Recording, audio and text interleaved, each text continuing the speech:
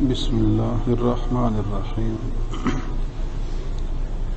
ان الشیطان لکم عدو فاتخذوه عدوا۔ قرآن پاک میں ارشاد فرمایا شیطان تمہارا دشمن ہے، تم بھی اسے اپنا دشمن سمجھو۔ شیطان تمہاری دشمنی میں ہے اور تمہارے دین کو خراب کرنے میں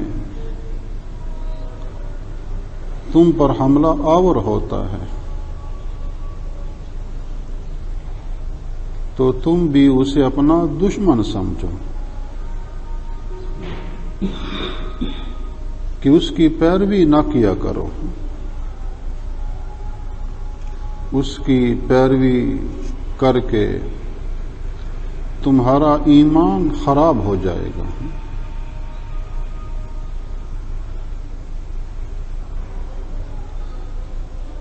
تو انسان کو اللہ کی رضا حاصل ہوتی ہے ایمان اور نیک اعمال کی برکت سے، اور شیطان ان دونوں کو خراب کرنے کی کوشش کرتا ہے، نیک اعمال اور ایمان کو خراب کرنے کی۔ اللہ تعالیٰ نے ہمیں قرآن پاک میں بار بار سمجھایا کہ یہ تمہارا دشمن ہے، اس کے وساوس، اس کے خیالات پر تم عمل نہ کرو۔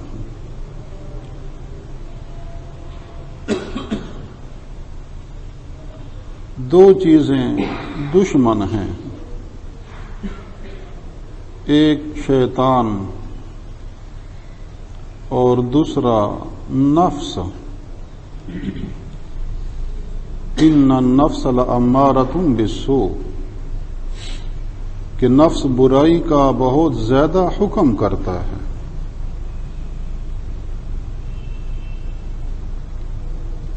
اور نفس یہ انسان میں ایک باطنی قوت کا نام ہے، انسان میں ایک باطنی قوت ہے، اس کا نام نفس ہے، جس سے خواہشات پیدا ہوتی ہیں، جائز درجے میں یا ناجائز درجے میں۔ تو نفس جو ہے ایک باطنی قوت ہے جس سے خواہشات پیدا ہوتی ہیں۔ تو یہ شیطان اور نفس دونوں دشمن ہیں، البتہ ان میں بڑا دشمن شیطان ہے کہ وہ اصل دشمن ہے، اور نفس جو ہے اگر اس کی تربیت کر لی جائے تو پھر وہ نیکی کے راستے پر چل پڑتا ہے۔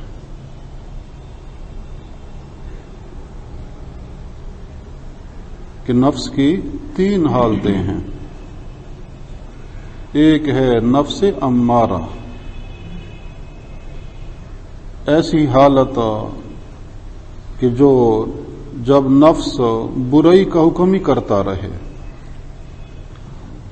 برائی زیادہ کروائے، گناہ زیادہ کروائے، نیکی سے محروم کرے، تو یہ حالت ہے، اسے کہتے ہیں نفس امارہ۔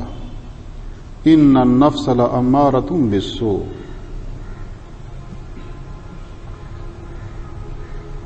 اور دوسری حالت یہ ہے کہ نیک اعمال کر کے، ذکر کر کے نفس کی کچھ تربیت ہو جائے، کہ گناہ بھی کروائے لیکن گناہ کروانے کے بعد ملامت کرے، توبہ کی ترغیب دے کہ یہ گناہ آپ کو نہیں کرنا چاہیے۔ یہ نفس لوامہ ہے۔ ولا اقسم بالنفس اللوامہ، ملامت کرنے والا نفس، گناہ بھی کروائے اور پھر بعد میں توبہ کی ترغیب دے، ملامت کرے، تو یہ پہلے سے بہتر ہے کہ توبہ کی ترغیب دیتا ہے۔ تیسرا درجہ ہے نفس مطمئنہ، اطمینان سے ہے مطمئنہ، کہ محنت کر کے ذکر اللہ کا اہتمام کر کے نیک صحبت اختیار کر کے نفس کی ایسی حالت ہو جائے کہ نیک اعمال کی ترغیب دے اور برائی سے وہ نفرت کرے، برائی کرنے سے، بری جگہ جانے سے وہ نفرت کرے اور نیک اعمال کی ترغیب دے، تو یہ نفس مطمئنہ ہے۔ یہ سب سے بہترین اور اچھی حالت ہے۔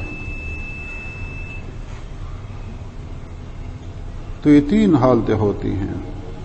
نفس امارہ، یہ انتہائی خطرناک حالت ہے، اس میں انسان برائی میں مبتلا رہتا ہے، نیک اعمال سے محروم رہتا ہے۔ دوسرا درجہ نفس لوامہ، تیسرا درجہ نفس مطمئنہ۔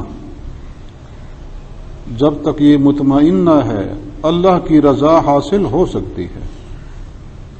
یا ایتھا النفس المطمئنہ ارجعی الی ربک راضیۃ مرضیہ،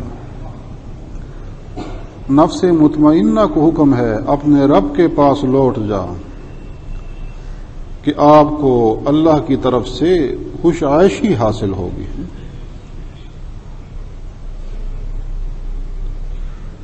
تو نفس مطمئنہ جو ہے یہ بنتا ہے عبادات میں محنت کرنے سے، ذکر اللہ کثرت سے کرنے سے۔ لیکن مطمئنہ ہو جانے کے بعد اس سے بے فکری درست نہیں ہے، کسی وقت بھی وہ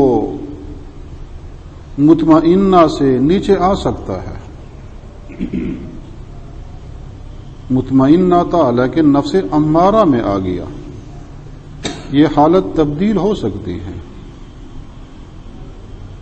اس لیے نفس پر اعتماد کبھی بھی درست نہیں ہے۔ آپ صلی اللہ علیہ وآلہ وسلم نے صحابہ کرام سے ارشاد فرمایا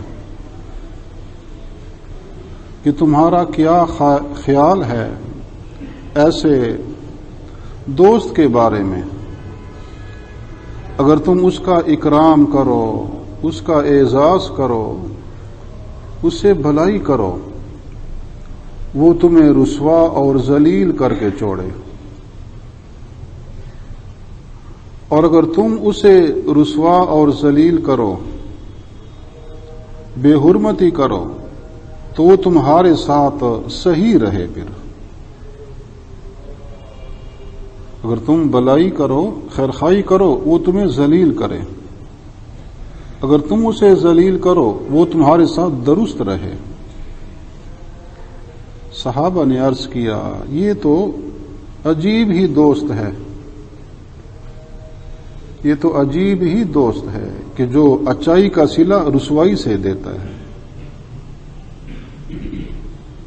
آپ صلی اللہ علیہ وآلہ وسلم نے ارشاد فرمایا یہ نفس ہے، یہ دوست، یہ نفس ہے، اگر تم اس کے ساتھ بلائی کرتے رہو گے، اس کا اکرام کرتے رہو گے، یہ تمہیں رسوا کر دے گا، عجب میں مبتلا کر کے، غرور میں مبتلا کر کے۔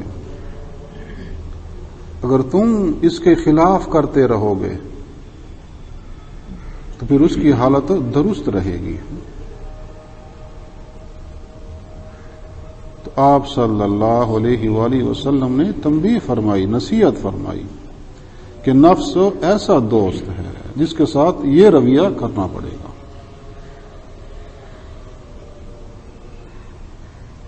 تو بڑا دشمن تو شیطان ہی ہے،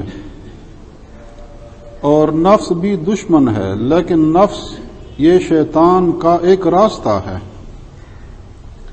شیطان جو حملہ آور ہوتا ہے نفس کے راستے سے، کہ نفس خواہشات جو ہے اس کا مطالبہ کرتا ہے، یہ خواہش پوری کی جائے، یہ خواہش پوری کی جائے.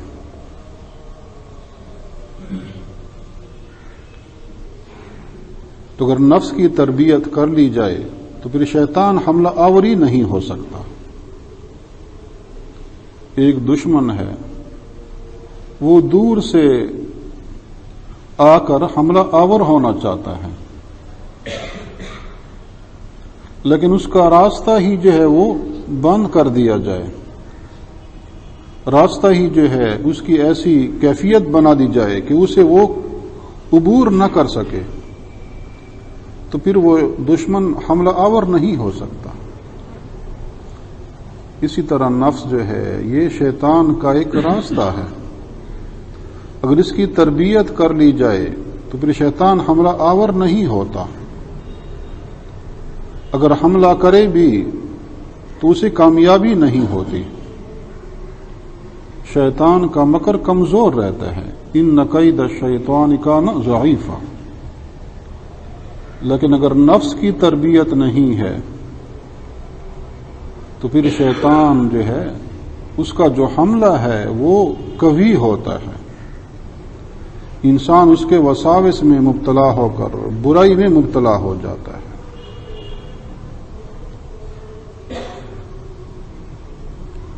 تو نفس کی تربیت یہ ممکن ہے،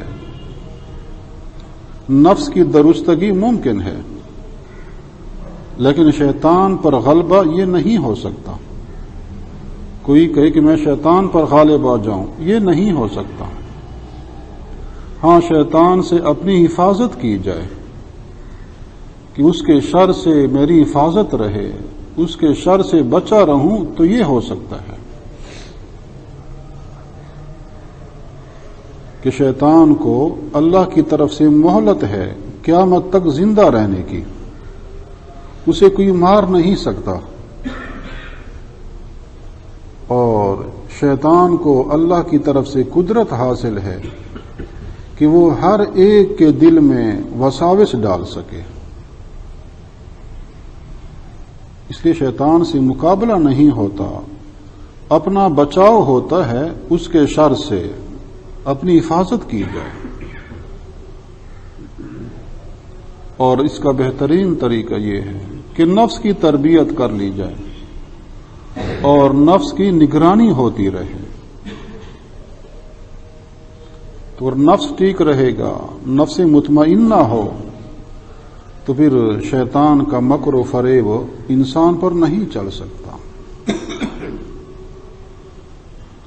اس لیے شیطانی وساوس سے، شیطانی خیالات سے، شیطان کی پیروی سے حفاظت کے لیے اپنی تربیت، اپنے اخلاق کی درستگی، اپنے نفس کی اصلاح یہ بہت مفید ہے. جب نفس کی اصلاح ہو جائے تو انسان پھر اللہ کے قرب میں ترقی کرتا ہے. جیسے حضرت بایزید بوستامی رحمہ اللہ تعالی اونچے درجے کے بزرگان دین میں سے ہیں.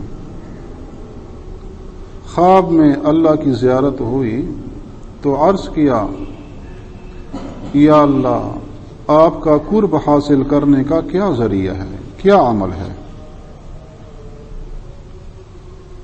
اللہ تعالیٰ نے ارشاد فرمایا، دع نفسک وتعال ہنا، نفس کو چھوڑ دو اور آ جاؤ.